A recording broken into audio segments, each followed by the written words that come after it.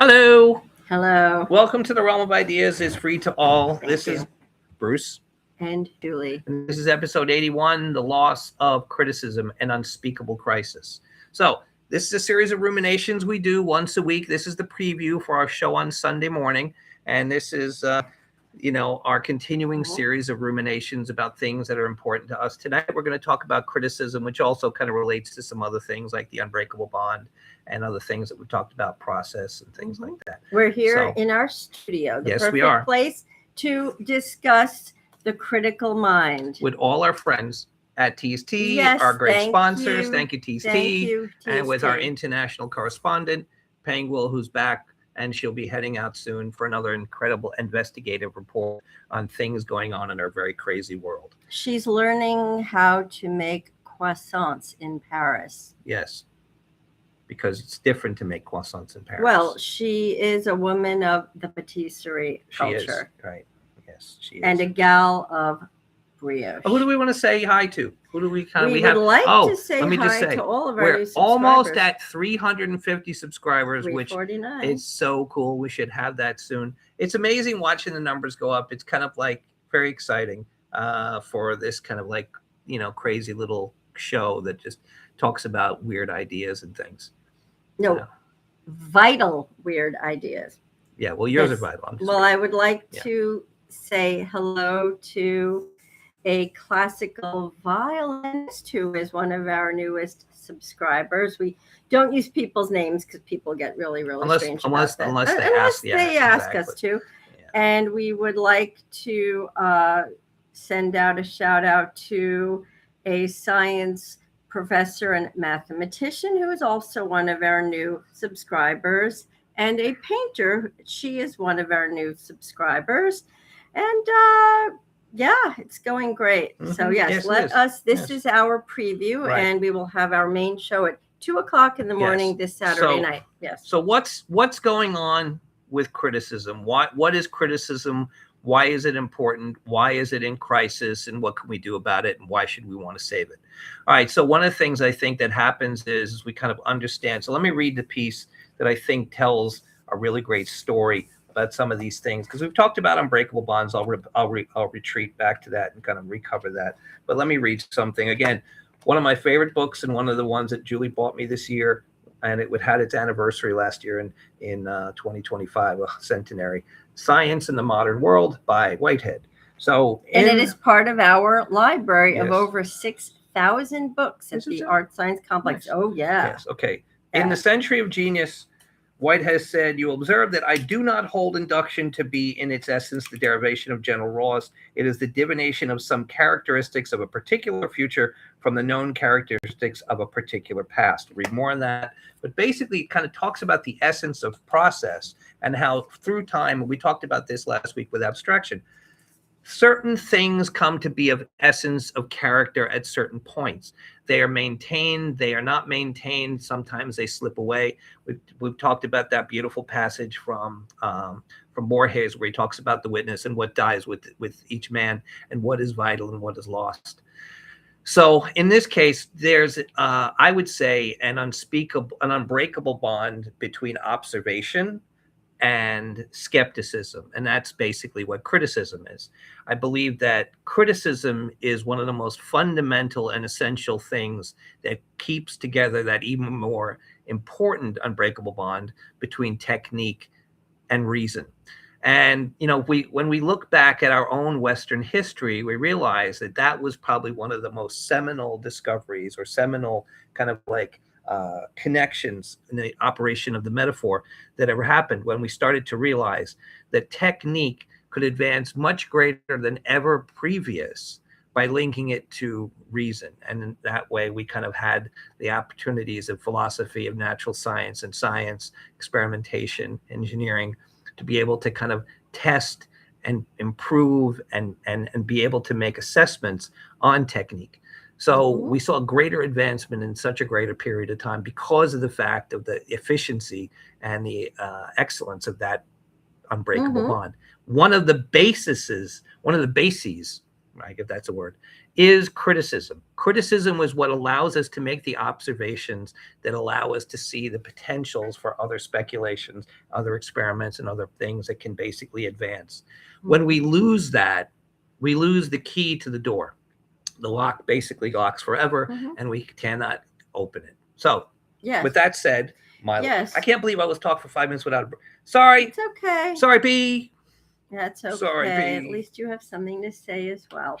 Okay, so I would like to talk about one of the biggest gaffes, one of the biggest lapses in critical thinking that actually cost the lives of hundreds of thousands of sailors throughout this last century. And that was the lack of critical thinking into what caused scurvy and what scurvy actually was. And this is not a small thing. Hundreds of thousands of people died of scurvy. They did not know what caused it. They did not know how to cure it. And unbelievably, the first individual who actually applied evidence-based critical thinking was a Scottish surgeon named James Lind. It just went very light when you pressed on that. Sorry. Yeah, I think that maybe. And in 1747, this Scottish naval surgeon, James Lind, he performed his own experiment. He actually set up a control group. He kept very detailed notes and found that when he gave 2 oranges and a lemon to certain pairs of sailors in his charge, they quickly healed from scurvy, which was literally wiping out ship after ship, crew after crew by the hundreds of thousands. Now, he didn't realize it was the ascorbic acid or the vitamin C immediately in the citrus. He thought it was something else. So unbelievably, in a complete lack of evidence-based thinking, the British Navy did not introduce the use of citrus fruit for another, hold on to your seats, half century, where people continue to die by the thousands. So instead of having a critical edge, a critical mind, and looking at the evidence, what did they do? They went back to the hocus pocus and went again to burying the sailors' mouths in dirt, feeding them sulfuric acid, which is nuts, which would kill them, and bloodletting them with leeches, which probably killed more people in the last couple of centuries than all the diseases combined. So they looked back, didn't look at the evidence right in front of them, and looked for some incredibly labyrinthine and convoluted meaning that was not actually the cause. And I think this is a perfect example. I was speaking with someone this week, and I was talking about the fact that, like, one of the things I remember coming from a fairly kind of like anti-intellectual environment. That's a vast understatement. Yeah, it is, exactly. Yes. I would have been better off if I'd been raised by wolves. Oh, much. Yeah, because at least I would have, I would have learned some valuable skills, at least had fun. But the point is, I mean, and we'll talk about Diderot, but I think what's... Oh, absolutely. Because, I mean, he, I think, was the kind of person who understood the vital nature of criticism. But someone's talking about the nature of people. And I think I look at the fact that I remember reading the Platonic Dialogue, which name of... evades me at the point where he was talking about where Socrates was talking about how ugly he was and how brutal and how kind of like fundamentally flawed he was, but realized that the individual discipline of every day, which was part of that discipline that allowed him to become capable of being somewhat enlightened, was the kind of thing that we all need to remember. And I think Diderot understands the fact that at any point, regardless of how we put on affectations, that is really no more than skin deep, and that we can easily and quickly slide back. So when I see these kind of situations where we start to question fundamental things, because as we talked about a couple of weeks ago, without fundamental principles and understanding what those fundamental principles are, regardless of if we're in the middle of an age, at the end of an age, moving into a new age. The idea is these are things that are vital for allow us to not retrograde. So yes, unbreakable bonds will always be replaced with superior ones. But the point is, one of the things we do remember is when we can look back into the past, and this is the thing that kind of like some people get really angry when I say this, and it's unfortunate, is that we did in the West make a major advancement when we realized that technique was better off when it was linked to reason than it was linked to superstition or religion or other kind of like non-rational systems. We can only look back at the point where they kind of like had witch hunts, in which case they found 0 witches because no such thing existed. But how many people, especially women, lost their lives to such tyranny intellectually? And we know why they had the witch hunts and what their real motives were. The bastards? Yeah, it was to actually seize the businesses and the land from the women. Those were the witches, the ones who actually, Right. Right. But the point is, what happened was, there will always be the unscrupulous people who will exploit the opportunities. But at the same time, once that barrier of the bond that allows you to see clearer, right, is removed, you fall prey to these types of things. And when it's in place, you can discipline yourself. Like Socrates, who was able to say, because of my discipline, I understand what I have to do, so I can basically put myself against that which I know is wrong. So with that said, I will just say, as a kind of like a tease, I consider criticism the greatest show of respect and courtesy one can pay to another individual. And I will have to say, based on that, which I quite agree, there has been a very unfortunate new trend in human nature and conduct, I'd say in the last decade or so, of people proclaiming and passing judgment after judgment without any knowledge, reason, or critical acumen in any way, creeping in there or being there structurally, not having a foundational understanding of a subject means you should not pass judgment on what is being done in the discipline or the subject. I mean, I won't say who, but we do all of our drawings at the Met. So we come into contact with a lot of people, both natives and tourists, who see fit to comment on my drawings and Bruce's drawings without knowing a single thing about drawing or actually art, and being unable to draw or build or paint or compose music or actually practice or create anything themselves. They are the ones who most vociferously and loudly and stridently pass judgment. I hate that. I love this. I mean, it's like shopping for furniture. It's meaningless.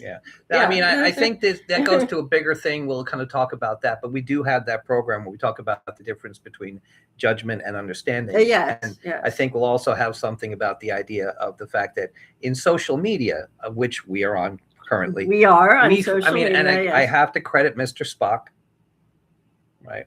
Live very, very long and prosper. Spock. Right. Spock. Yes. Is that he said, what's really most important, paraphrasing here, is the integrity of the individuals and what they say. And that to us has always been the fact that I think that what makes us the fundamental thing, why we do this. But the other thing is, in that case, we're somewhat isolated from that in the fact that I do this because talking through ideas is how I formulate. I find that I formulate almost as if I'm talking in my mind. And then when I speak out loud, and again, with Julie, we have that ability where oh, that's good. Let's keep that. But I think what's important is the fact that these things are those things that kind of work in that direction. So that integrity, or kind of like say altruism, is kind of very much a key to what we kind of look to strive for. I can see this. The next one is, the other one is the loss of criticism, and then there's the concern for criticism. So we'll talk about the whole pathology of where we are, and it's a continuum. It kind of is, but I think it's something that we kind of need to kind of basically come with, especially some of the things that we talked about previously. But we will talk about it. And let me just say, I think the unscrupulous people, understanding social media, realize that because social media moves very fast, and we try to slow it down. Yes. Right. What happens is people will say things, and judgment appears to be based on understanding. But if it moves so fast, it couldn't possibly be. It sometimes gives the illusion of that, and there's no time to check. In fact, one of the things I find is that when I see some of these kind of social critics, one of the group of people I find that are being very successful now are the people who slow down the pace and say, cite your sources, explain your concepts. And a lot of the garbage just falls to bits. Of course. And I think maybe there's a positive aspect. Exactly. And they haven't done. Exactly. And here I'm going to also bring up something I'll talk about. Say. Read your primary sources. Now, I cannot stress this. I am going to, and I can say because when I am a graduate of the Cooper Union, but I was first at RISD before I transferred into Cooper. And I say that because I took all of my liberal arts courses at Brown. Yes, the Ivy League school. So I was in these top-notch courses taught by, some of the most revered professors in the liberal arts. We aren't talking people in science or math. So we're going to bring it down a lot of notches, or as they say, humanities. In the Big Bang, the humanities, right? Which is, I took a comparative literature course and was horrified to find not just that the professor showed up twice in the entire semester, but that the course was taught by his teaching assistants, none of whom had ever read a single original source, short story, essay, novel, scientific paper of which they were discussing and ostensibly educating us about. So what did I do? In a fit of pique, I went to the library, got all of the original material and read it. And when I actually stood up and talked about it in the smaller groups, guess what I was met with? In one Disdain? or two cases, yes. In Violence? one or two cases, well, that would be now. It was a fascination that, oh my God, somebody actually went and read the source material. I was met with a curiosity where people were flabbergasted because they didn't see any need for it. And this was quite a while ago. And then I was met with a ferocious amount of anger, hostility, and resentment. Now, why on earth would people teaching the material feel that they are the best people for the job if they have not read a single word of the original? That is not. I believe it was. Yeah. I think the answer is because it was never about that. What happened was these people basically came to power by kind of like by getting, once they got themselves in, basically barring the door and kind of like they had this. I believe that there was an emotional frailty by which people came to resent their inconsequence, and as a result went out and attacked genius. And I think what happened was, when you have an incredibly privileged group that kind of gets itself into power without league professors, right? Well, it's not just in league. Now it's everywhere. Without constituting any consequence for that. What happens is that essence of the kind of like resentment and envy of genius basically manifests itself in hatred. So the idea is destroy genius, destroy the legacy of genius, destroy the people who could be genius, and basically substitute it with garbage. Now, again, there's plenty of people go into the whole woke and the postmodern and all that garbage. We are not going to do that. Honestly, anybody if you want to read that stuff, by all means, right? I mean, but that's your choice. I Anyway, really wouldn't so bother. I think in that regard, there's a lot to talk about. I think that that's it for me. Anything else? Yes, we will be talking about two individuals who were wonderful critics because they created real work and real content, which were Dennis Diderot and Maurice Maeterlinck, both of whom, two of our favorites who we will be talking about on a Saturday. And I urge you to read what these two individuals actually wrote in their own words. Right. So let's see. Oh, good. So this week is the loss of criticism. We're talking about Sunday. Next week is the concern for criticism. And after that is stay free first and then safety. So these are the kind of, so that's, I think, something that kind of constitutes what we're doing. You can always break these things down into individual segments, but I think sometimes there's certain series that start to come about in this kind of overall kind of overarching anthology. All right. So anything? Yes, we'll have lots of visual aids, artwork, and various other things. And chocolate. On Saturday. And of course, our teas tea. The realm of ideas is free to all and it's a benefit to all for us to keep it just that way. Precisely said Diderot. Stay free.